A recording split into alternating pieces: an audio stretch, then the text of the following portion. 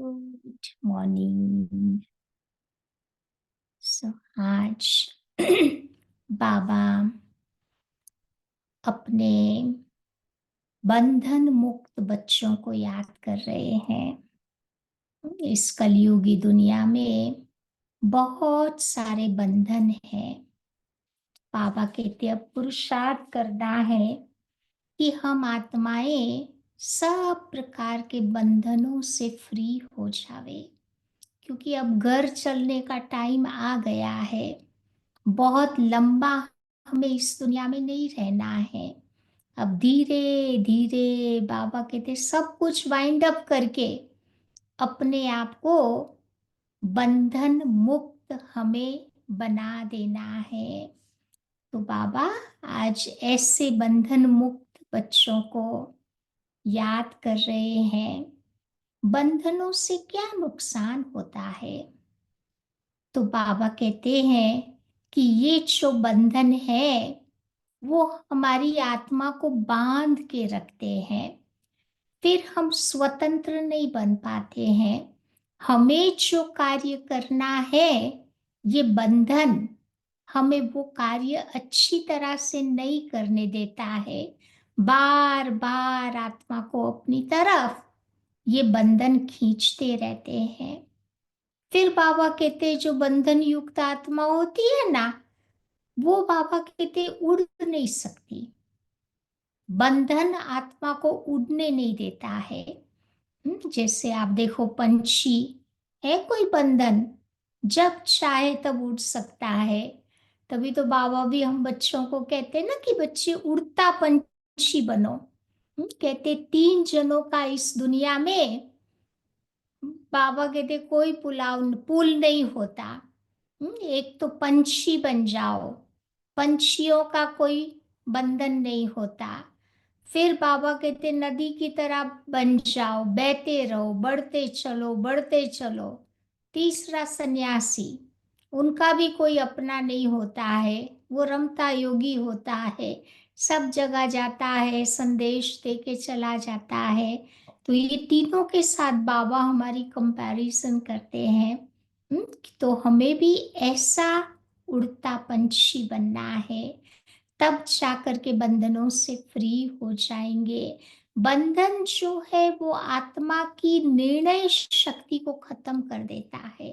कहाँ पर भी आत्मा अटकी हुई है, लटकी हुई है, चटकी हुई है, तो फिर क्या होगा? उसी वस्तु, उसी व्यक्ति, उसी संबंध का प्रभाव हमारी बुद्धि पर पड़ जाता है।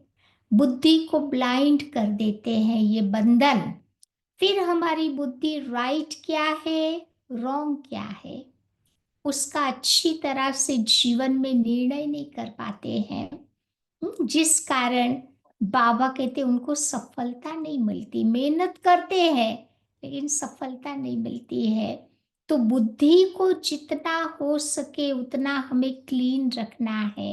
किसी के भी प्रभाव में हमारी बुद्धि प्रभावित नहीं होवे, एक्सेप्ट बाबा के प्रभाव में मुझे रहना है। फिर ये जो बंधन होते हैं ना, वो हमें बेहद में नहीं जाने देते हैं। हद में ही हम अटके हुए रहते हैं।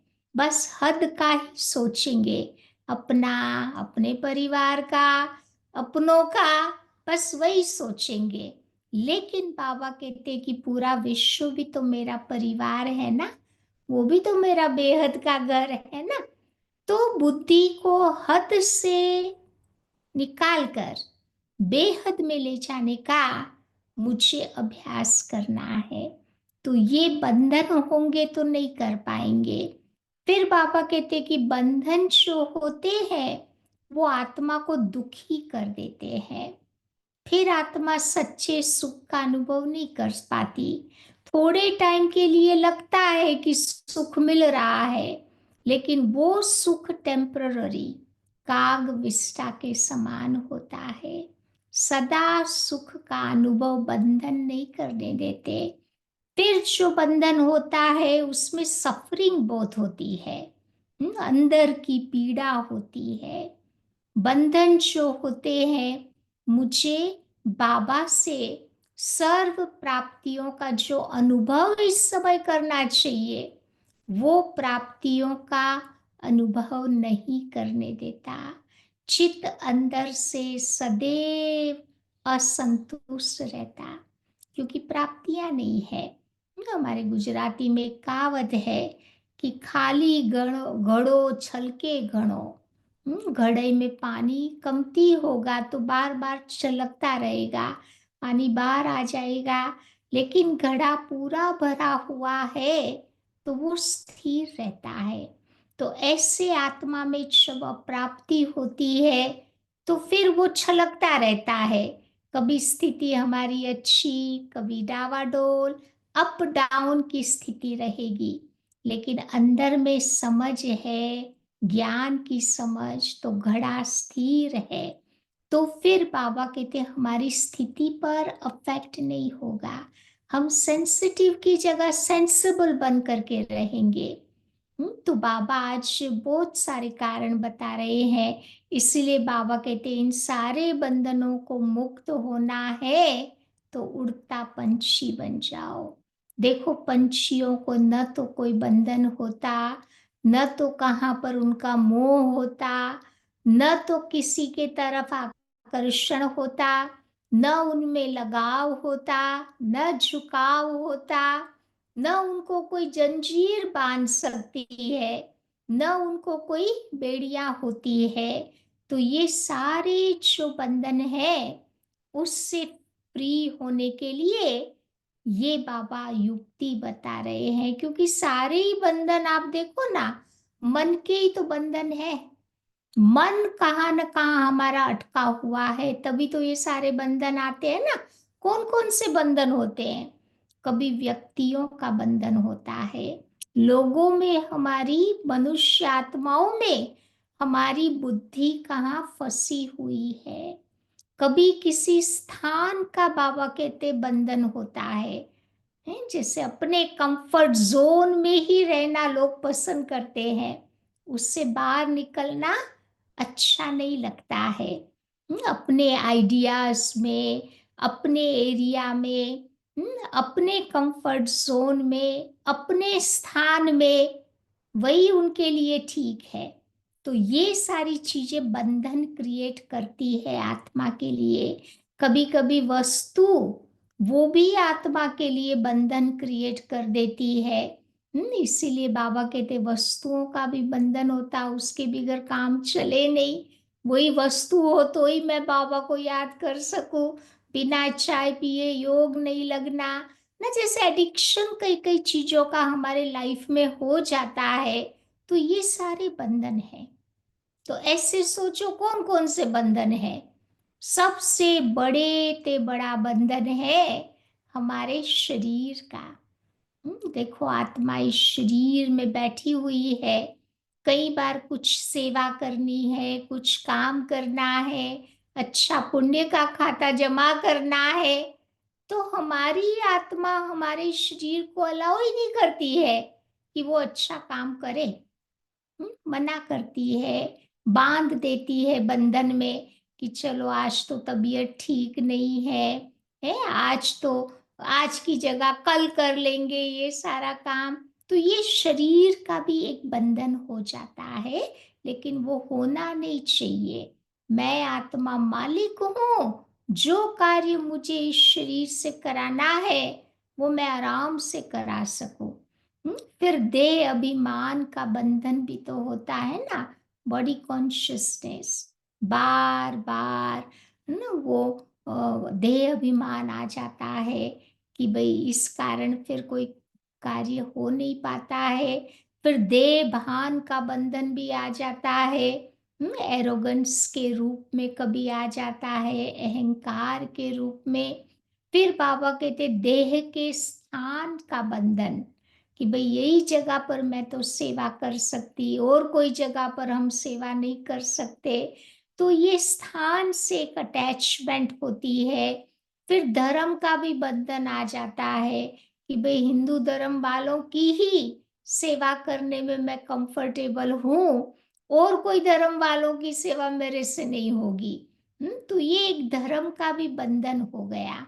बाबा कहते सब आत्माएं बाबा के बच्चे हैं, सबके प्रति हमारी बेहद की दृष्टि वृत्ति होनी चाहिए। फिर कभी कभी संस्कारों का बंधन आ जाता है कि भाई ये संस्कार मुझे कुछ करने नहीं देते हैं। जैसे कईयों के पास जन्म में क्रोध के संस्कार होते हैं, कईयों के सेंसिटिविटी का संस्कार होता है, कईयों के अंदर नहीं वो रूठ अपसेट हो जाने का संस्कार होता है। तो बार बार वो पुराने संस्कार इमर्ज हो जाते हैं। हम्म, फिर लोगों को डर लगता है, कोई अच्छा कार्य करवाना भी हो तो भी नहीं करवा सकते हैं, क्योंकि हमारे ये पुराने संस्कार बंधन के रूप में सामने आ जाते हैं। या तो कभी कभी संस्कारों का बंधन, कभी भाषा का भी बंधन होता है। आज कितनी देश में चले जाओ, कितनी भाषाएं हैं, तो भाषा भी हमें कोई अच्छा कार्य करने के लिए अलाउ नहीं कर रहे हैं। लेकिन बाबा कहते भाषा की जगह हमें भाषणा देने का काम करना है। चाहे कोई भी भाषा हो, लेकिन एटलीस्ट हम उस व्यक्ति को भाषणा तो दे सकते हैं ना, बाबा के गुणों की, बाबा के संस्कारों की। तो वो व्यक्ति फिर अपनेपन की फीलिंग का अनुभव करेगा। तो वो काम हमें करना है। फिर बाबा कहते कभी कभी इच्छाओं का भी तो बंधन होता है ना। सडनली कहाँ कहाँ से कौन कौन सी इच्छाएं जागृत हो जाती है। शुभ इच्छाएं तो बाबा हमारी पूरी कर ही देता है, लेकिन दुनियावी जो इच्छाएं हैं वो हमें अच्छा बनने नहीं देती। फिर संबंधों का भी तो बंधन होता है ना। एक व्यक्ति को कुछ सेंटर पे जाना है, दूसरे को नहीं जाना है, तो वो दूसरे को बिठा देता है। एक व्यक्ति को चलो कुछ बाबा की सेवा करनी है, दूसरा अग्री नहीं है, तो उस व्यक्ति के कारण हम बैठ जाते हैं। तो ये संबंधों का बंधन हो गया। कोई संबंध मुझे अपना अच्छा कार्य करने से रोके नहीं। तो ये बाबा कहते लक्ष्य होना चाहिए। कभी स्मृतियों का भी तो बंधन होता है ना। पुरानी दुनिया की स्मृतियां बार बार अंदर में इमर्ज हो जाती है, और यही स्मृतियां हमें आगे नहीं बढ़ने देती है। कभी कभी बाबा कहते देह की प्राप्तियों का भी बंधन होता है। कभी पुरानी दुनिया की तरफ बार बार पुलिंग होता है, मन उधर भागता है, तो ये भी एक बंधन हो जाता है ना। कभी कभी सुख देने के जो साधन मटेरियल ऑब्जेक्ट भी बंधन बन जाते हैं। अगर देखो कार बेकार हो गई तो कुछ काम नहीं होगा, कंप्यूटर नहीं चला, या तो कैसे सेवा करेंगे। चलो वो है तो सेवा है, लेकिन वो बंधन नहीं बनना चाहिए। बाबा कहते उसके बिना भी बाबा की सेवाएं चलती रहे। तो बाबा कहते इन सारे बंधनों से मुक्त होने की बेस्ट युक्ति आज बाबा बताते हैं, स्वराज्य अधिकारी बन जाओ। हम्म, तो अपना लक्ष्य याद रहेगा, तो बाबा कहते लक्ष्य दाता बाबा याद रहेगा, तो हमारे जीवन में दैवी गुण आते जाएंगे। तो आज बाबा ऐसे बाबा के बंधन मुक्त बच्चों को याद कर रहे हैं, और उनको बहुत प्यार भी कर रहे हैं। तो आइए सुनते हैं, आज की बाबा की मुरली है 13 दिसंबर की। तो बाबा कहते हैं मीठे बच्चे, अपने लक्ष्य और लक्ष्य दाता बाबा को याद करो, तो दैवी गुण आ जाएंगे। किसी को दुख देना, किसी की ग्लानि करना, ये सब आसुरी लक्षण है। बाबा देवता बनाते हैं ना, तो कोई भी आसुरी लक्षण नहीं होने चाहिए। तो प्रश्न है, बाप का तुम बच्चों से बहुत प्यार है, उसकी निशानी क्या है? बाबा तो ओशन ऑफ लव है ना, प्यार का सागर है, बच्चों से प्यार करता, उसकी निशानी क्या है?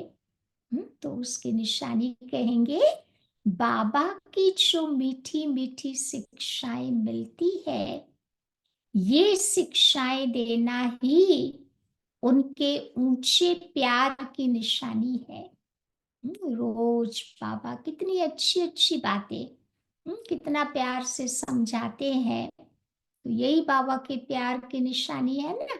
जिन व्यक्ति से जितना ज्यादा प्यार होता, उसकी कोई भी बुराई सहन नहीं होती ना। तो बाबा हम बच्चों को ये निकालने के लिए ये सब शिक्षाएं दे रहे हैं। तो बाबा की पहली पहली शिक्षा है, कौन सी पहली शिक्षा है? कि मीठे बच्चे, श्रीमत के बिगर कोई उल्टा सुल्टा काम नहीं करना।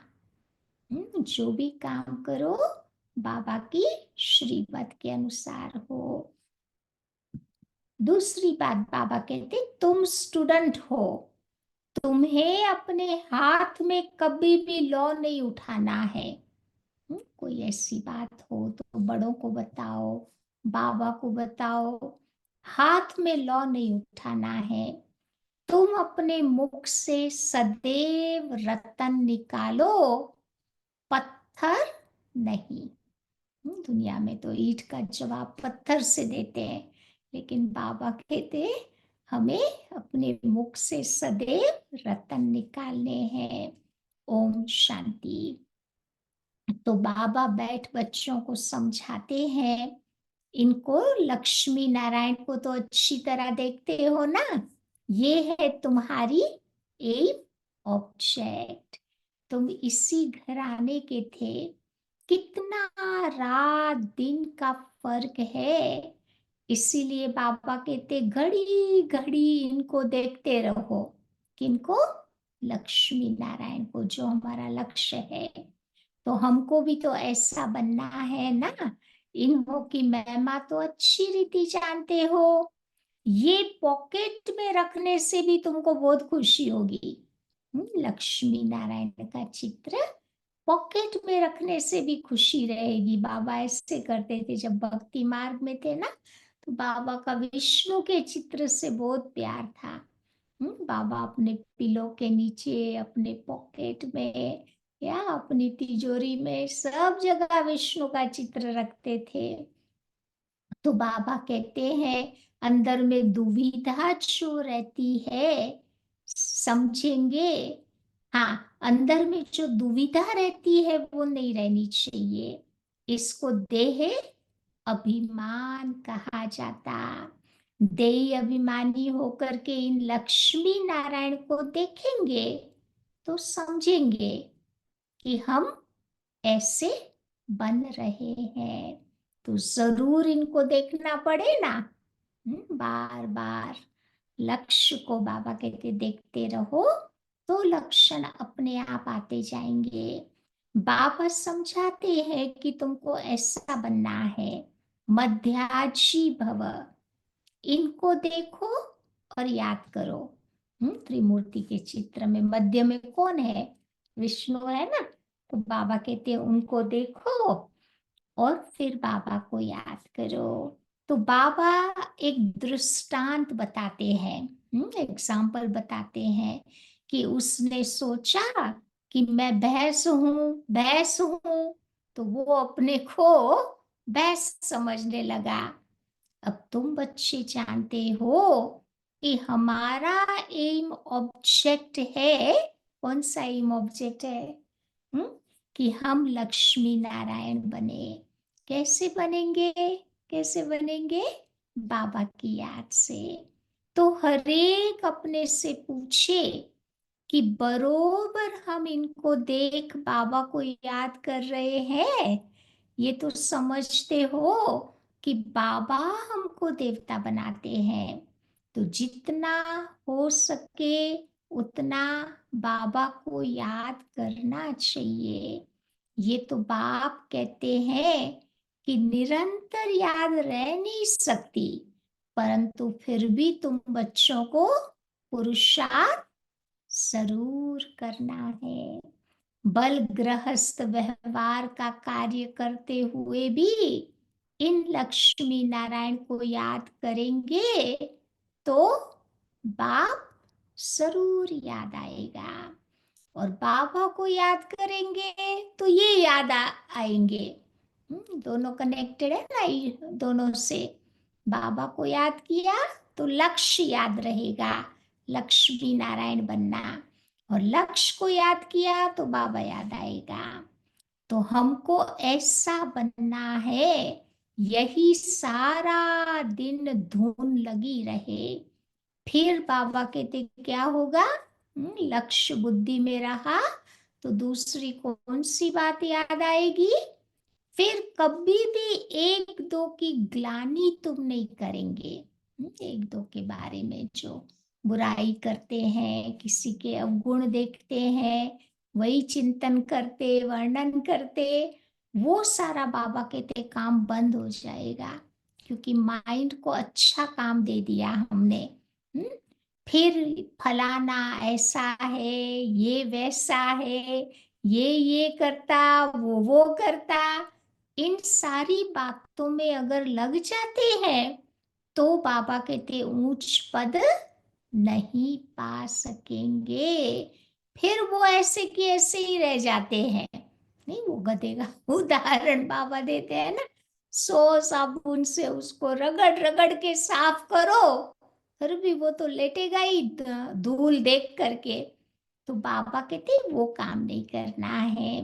बाबा कितना सहज करके तुम बच्चों को समझाते हैं, इनको याद करो, बाबा को याद करो तो तुम ये बन ही जाएंगे। बाबा को कितना श्योर है ना, कितनी गारंटी करता है, अगर बाबा को याद किया तो तुम ये बन ही जाएंगे।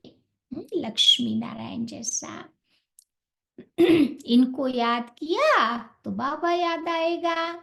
सारा दिन और बातों के बदले यही सुनाते रहो। बाबा कहते फलाना ऐसा है, फलाना वो करता है, फलाना ये करता है।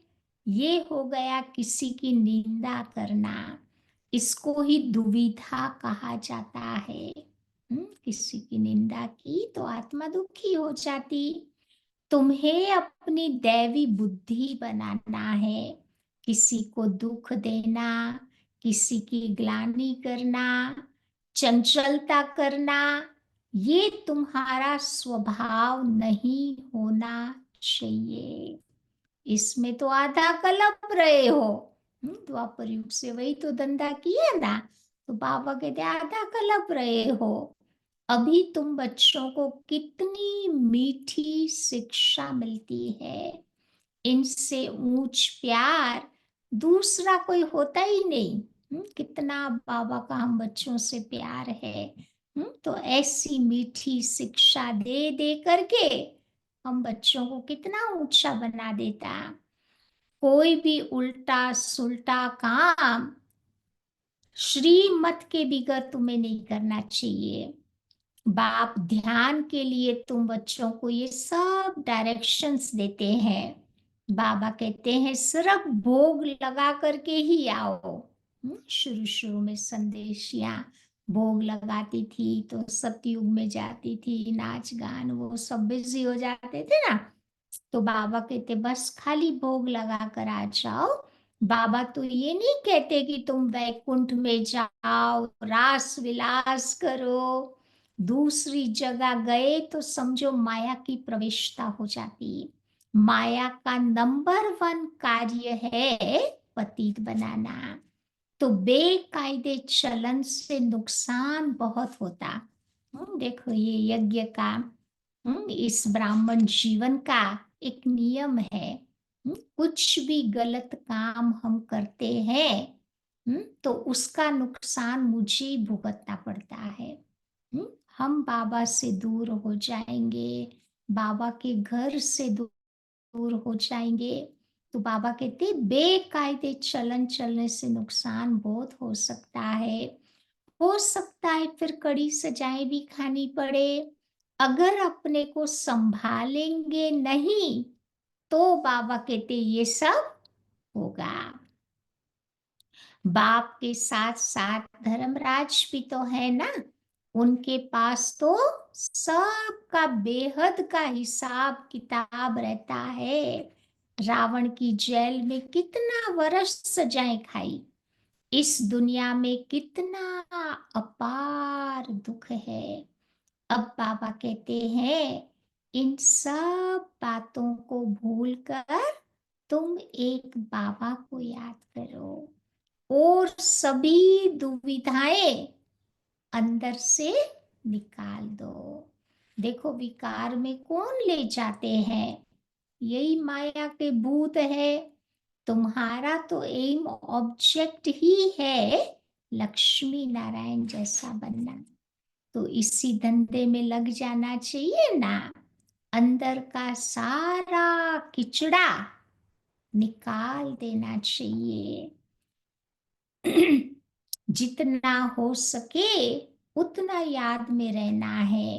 अभी तो निरंतर याद ना हो सके, लेकिन आखिरी निरंतर तक भी आएंगे तब ही ऊंच पद पाएंगे।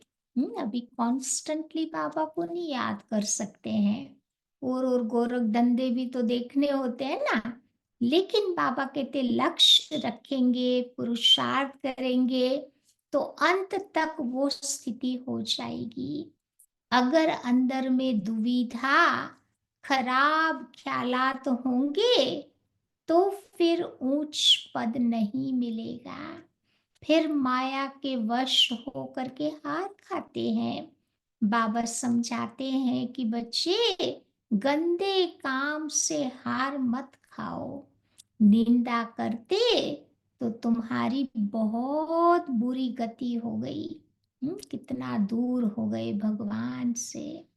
अभी सदगति होती है तो किसी की ग्लानि नहीं करनी चाहिए ना, बुरा कर्म नहीं करो। बाबा देखते हैं कि माया ने गले तक हप कर लिया है, पता भी नहीं पड़ता, उसे पता भी नहीं पड़ता।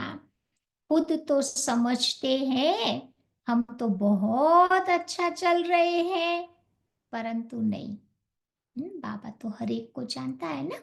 तो बाबा समझाते हैं कि मनसा वाचा कर्मणा, तुम्हारे मुख से रतन ही निकलने चाहिए। चाहे सामने वाला पत्थर मारे तो भी बाबा कहते हैं रतन ही निकलने चाहिए।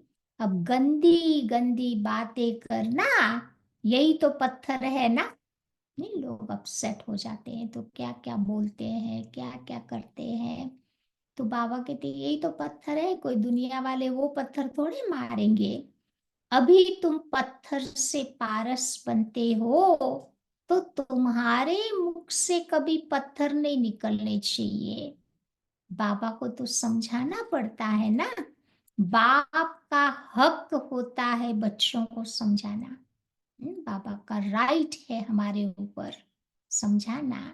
ऐसे तो नहीं कि भाई भाई को सावधानी देंगे, हम्म, परंतु टीचर का काम होता है शिक्षा देना। वो कुछ भी तो कह सकते हैं ना, लेकिन स्टूडेंट्स को अपने हाथ में लॉ नहीं उठाना है। तुम सब स्टूडेंट्स हो ना, बाप समझा सकते हैं, बाकी बच्चों को तो बाप का डायरेक्शन है कि एक बाबा को याद करो, तुम्हारी तकदीर अभी खुली है, श्रीमत पर न चलने से तुम्हारी तकदीर बिगड़ पड़ेगी, फिर देखो बहुत पछताना पड़ेगा। बाबा की श्रीमत पर न चलने से एक तो सजाएं खानी पड़ती और दूसरा पद भ्रष्ट हो जाता। तो जन्म जन्मांतर कल्प कल्पांतर की ये बाजी है। बाबा आकर के पढ़ाते हैं तो बुद्धि में रहना चाहिए ना, कौन सी बात रहनी चाहिए कि बाबा हमारा टीचर भी है, जिनसे ये नई नॉलेज मिलती है कि अपने को आत्मा समझो। आत्माएं और परमात्मा का मेला कहा जाता है ना। हम्म, और वो मेला कब लगता है? 5,000 वर्ष के बाद। तो इसमें जितना वर्षा चाहो उतना तुम बच्चे ले सकते हो, नहीं तो बहुत बहुत पछताएंगे, रोएंगे। सब साक्षात्कार तुम्हें हो जाएगा। स्कूल में भी बच्चे जब ट्रांसफर होते हैं ना, एक क्लास से दूसरी क्लास में जाते हैं ना, तो पिछाड़ी में बैठने वालों को सभी देखते हैं। यहाँ भी तुम बच्चे ट्रांसफर होते हो, तुम जानते हो। यहाँ शरीर छोड़कर फिर चाहे सतयुग में प्रिंस के कॉलेज में हम भाषा सीखेंगे। पढ़ना तो बाबा कहते सतयुग में भी पढ़ेगा, पढ़ाई से मुक्ति नहीं मिलेगी।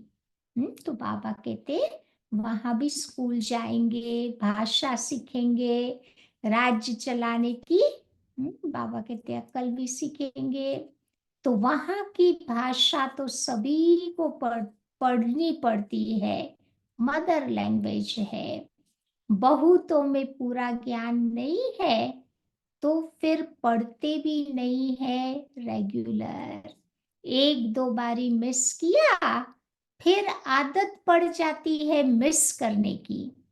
इसीलिए बाबा कहते ब्राह्मण जीवन में अपने रूटीन पर हमें बहुत ध्यान रखना है, कैसे भी करके मेरा रूटीन ब्रेक नहीं हो। चलो एक बार ब्रेक हुआ, फिर दूसरी बार होगा, फिर तीसरी बार होगा, फिर ऐसे करते करते आदत पड़ जाएगी।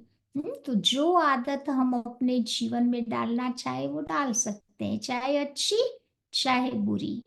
लेकिन अपने जो ब्राह्मण का रूटीन है वो बाबा कहते उसमें हमें बहुत मजबूत रहना है, कॉम्प्रोमाइज नहीं करना है। तो बाबा कहते हैं संग है माया के मुरीदों का। शिव बाबा के मुरीद थोड़े हैं, दुनिया वालों के संग में ज्यादा टाइम स्पेंड करेंगे तो उनके संग का रंग मेरे पर लग जाएगा। तुम शिव बाबा के मुरीद बनते हो तो माया सहन नहीं कर सकती। हम बाबा के बच्चे बनते हैं ना, तो माया को बहुत दुख होता है, क्योंकि 63 जन्म तो उसी के ही तो हम बच्चे थे।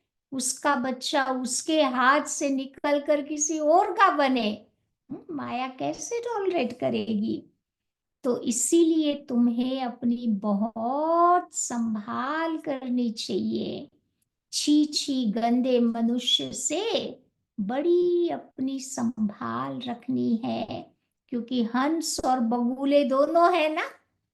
हंस बाबा के बच्चे, बगुले ना जो खाते हैं ना गंदी गंदी चीजें, गंद को ही देखते हैं, गंद की ही बातें करते रहते हैं, वो बगुले हो गए।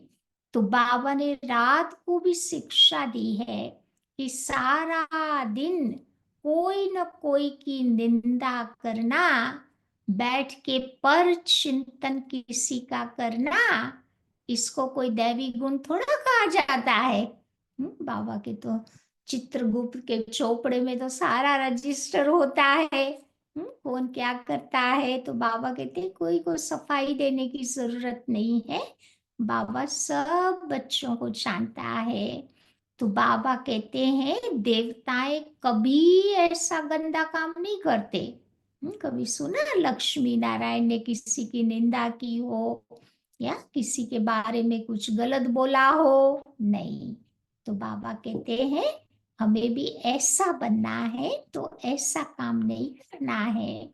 बाबा तो कहते हैं बाप और वर्षे को याद करो, फिर भी बैठ करके निंदा ही करते रहते हैं।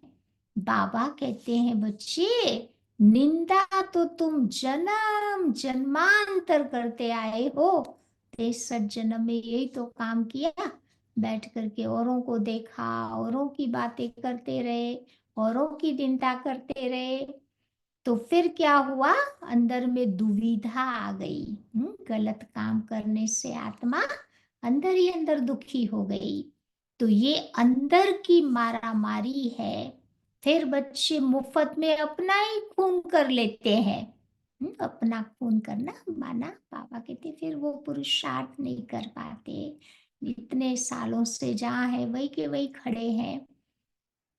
तो बहुतों को फिर घाटा भी डाल देते हैं। अब फलाना ऐसा है, फलाना वैसा है, फलाना ये करता है। इसमें बाबा कहते तुम्हारा क्या जाता है। भाई उसका जो काम है वो करे, उसमें मेरा क्या जाता है। सबका सहायक तो एक बाबा है ना। तो अभी तुम बच्चों को बाबा की श्रीमत पर चलना है। मनुष्य मत तो बड़ा गंदा बना देती है। एक दो की बैठ करके ग्लानि भी करते रहते हैं। ग्लानि करना इसको कहा जाता है, आज बाबा ने नया नाम दिया है। किसी की बैठ करके ग्लानि करना, ये भी है माया का भूत। तो ये है ही पति दुनिया। तुम बच्चे समझते हो कि हम अभी पति से पावन बन रहे हैं। तो ये बड़ी खराबियां हैं। समझाया भी जाता है कि आज से बच्चों को अपना कान पकड़ना चाहिए। कौन सा कान पकड़ना है, कि हम कभी किसी की गिलानी नहीं करेंगे, गंदा काम नहीं करेंगे। कुछ भी अगर दिखाई देता है तो तुम बाबा को रिपोर्ट करो। बाबा को बताओ, बड़ों को बताओ, जो जिम्मेवार आत्माएं हैं उनको बताओ। इसमें तुम्हारा क्या जाता है। कोई कुछ भी करे उसमें तुम्हारा क्या जाता है। तुम एक दो की बैठ करके क्यों ग्लानि करते हो। बाबा सुनता है तुम्हारा सब कुछ। कहते ना भगवान अंतर्यामी नहीं है, लेकिन बाबा सब कुछ सुनता है। बाबा ने कानों और आंखों का लोन लिया हुआ है।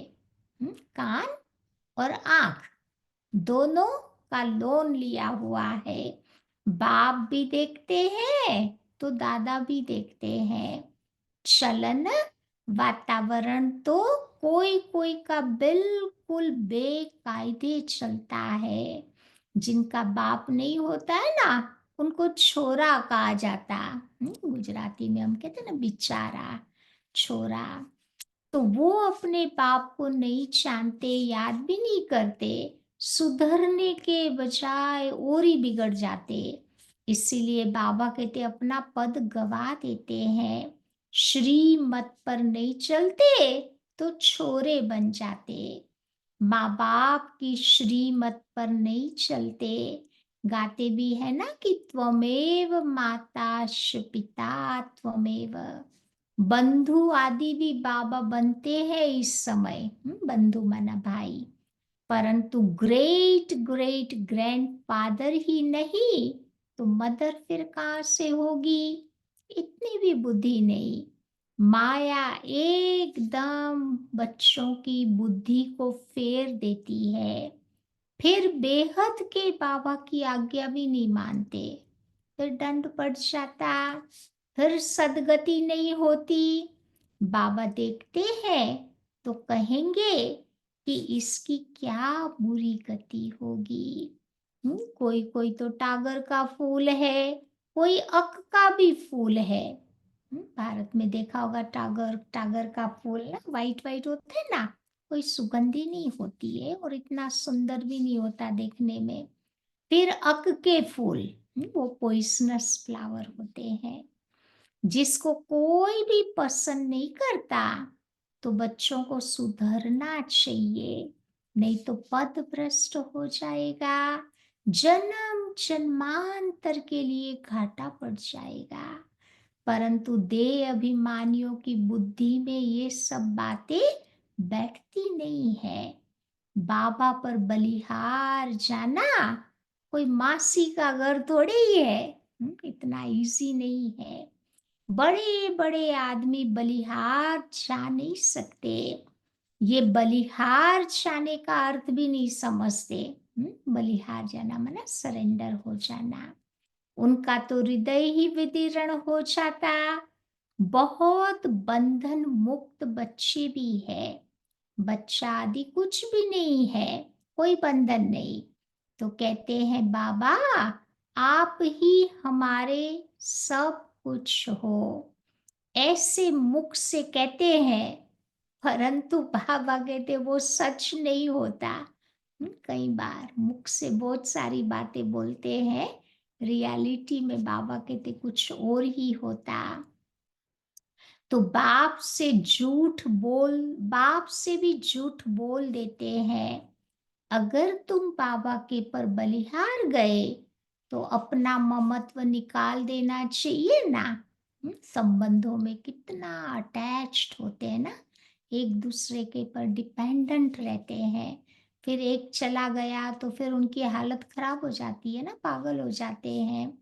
तो बाबा कहते हैं ऐसे बहुत बच्चे बंधन मुक्त है, शिव बाबा को अपना बनाया है, अडॉप्ट करते हैं। ये हमारा बाप टीचर सतगुरु है, हम उनको अपना बनाते हैं उनकी पूरी मिल्कियत लेने के लिए। तो जो बाबा के बच्चे बन गए वो तो घराने में जरूर आते, परंतु उसमें फिर पद कितने सारे हैं, कितने तो दास दासियां बनते। एक दो पर जो बैठ हुक्म चलाते तो दासियों में भी नंबरवार बनते। रॉयल घराने में बाहर के दास दासियां तो आ नहीं सकेंगे।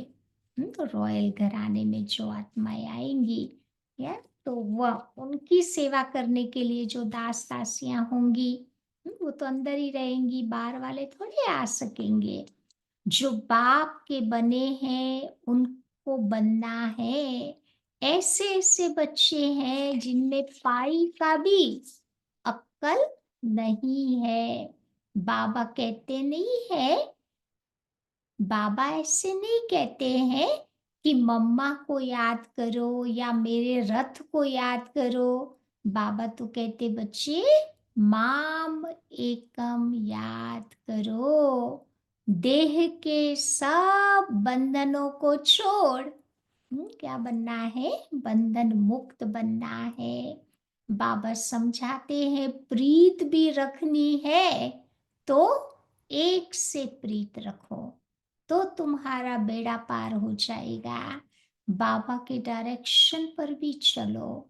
मोह जीत राजा की कथा भी तो है ना, पहले नंबर में है बच्चे। अब बच्चा तो मिल्कियत का मालिक बनेगा ना, स्त्री तो हाफ पार्टनर है, लेकिन बच्चा फुल मालिक बन जाता। दुनिया में देखते हैं ना, बाप चला जाता तो फिर बच्चे को सारी प्रॉपर्टी मिल जाती। तो बाबा को फुल मालिक बनाएंगे तो ये भी तुमको सब कुछ दे देंगे। लेन देन की बात हो गई ना, तो ये समझ की बात है। बल तुम सुनते हो फिर दूसरे दिन सारा बुद्धि से भूल जाता। कभी कभी सुनते हैं ना, बहुत नशा चढ़ता बाबा की बातों को सुनते हुए, फिर वो सारी बातें भूल भी जाती। बुद्धि में अगर रहेगा तो दूसरों को समझा सकेंगे। भूलना नहीं चाहिए, बाबा कहते बुद्धि में याद रखना है। बाबा को याद करने से तुम स्वर्ग के मालिक बनेंगे, ये बहुत सहज है। विशाल बुद्धि बनते जाओ, तुम्हारे इन चित्रों में सारा ज्ञान भरा हुआ है। बाबा आया है तुम्हें बेगर टू प्रिंस बनाने के लिए। प्रिंस के बाद ही तो किंग बनते हैं। तो ये बहुत सहज बातें हैं, परंतु माया कोई कोई को पकड़ लेती है। जैसे ही माया पकड़ती है तो क्या करते हैं, फिर बाबा कहते बैठ करके किसी की निंदा करते, फिर ग्लानि करते। तो ये बहुतों की आदत है, और तो कोई काम उनको है ही नहीं, बाबा को फिर वो याद कर ही नहीं सकेंगे। एक दो की ग्लानि का धंधा ही बैठ करके करते हैं। फिर बाबा कहाँ याद आएगा उनको। तो ये है माया का पाठ। बाप का पाठ बिल्कुल ही सीधा है। बाबा का पाठ कॉम्प्लिकेटेड नहीं है। पिछाड़ी में ये सन्यासी आदि भी जागेंगे, कहेंगे कि ज्ञान तो इन बीके में ही है, ये कुमार कुमारियां पवित्र रहती है, ये प्रजापिता ब्रह्मा के बच्चे हैं। तो बाबा कहते हैं कि बाबा आया है तुम्हें लायक बनाने के लिए, फिर भी बाबा को भी कहीं ठगते हैं। तुम बाबा को याद फिर नहीं कर सकेंगे, फिर अवस्था गिर जाती। अवस्था गिरना ये भी तो सजा हो गई ना। धर्मराज पूरी ऊपर थोड़ी है, यही तो है। एक अच्छा काम किया तो कितनी खुशी होती है, बाबा से नजदीक हम फील करते हैं। एक गलत काम किया, बाबा से दूर हो जाते, परिवार से दूर हो जाते, योग हमारा नहीं लगता बाबा के साथ, तो यही तो सजा हो गई ना। तो बाबा के डायरेक्शन पर न चलने से भूत की प्रवेशता हो जाती है। बाबा को तो कभी कभी ख्याल भी आता है कि कहाँ बोध कड़ी सजाए अभी से शुरू न हो जावे। सजाए भी बड़ी गुप्त है, कहीं कहीं पीड़ा न आए। बहुत बच्चे गिरते रहते हैं, बाबा तुम बच्चों को सब बातें इशारे में समझाते हैं, अपनी तकदीर को लकीर भी बोध लगाते हैं। इसीलिए बाबा तुम बच्चों को खबरदार करते रहते हैं कि बच्चे अभी गफलत करने का समय नहीं है, अब अपने आप को सुधारो। अंत घड़ी आने में कोई देरी नहीं है। दुनिया की तो जब आवे तब आवे, लेकिन हमारी अंतिम घड़ी का भी तो हमें पता नहीं है ना, कभी भी आ सकती है। क्योंकि टिकट तो रिटर्न लेके आए हैं, खाली डेट ही नहीं पता है ना। अच्छा, मीठे मीठे सिक्की लधे बच्चों प्रति मात पिता बाप दादा का याद प्यार और गुड मॉर्निंग। रूहानी बाप की रूहानी बच्चों को नमस्ते। रूहानी बच्चों की रूहानी बाप को नमस्ते। धारणा पॉइंट, पहली बात बाबा बताते हैं, कोई भी बेकायदे चलन नहीं चलनी है। श्रीमत के विरुद्ध चलन नहीं हो, स्वयं को सुधारना है।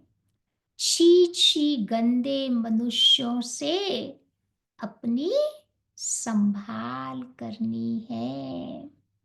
दूसरी बात, बंधन मुक्त है तो पूरा पूरा बलिहार जाना है।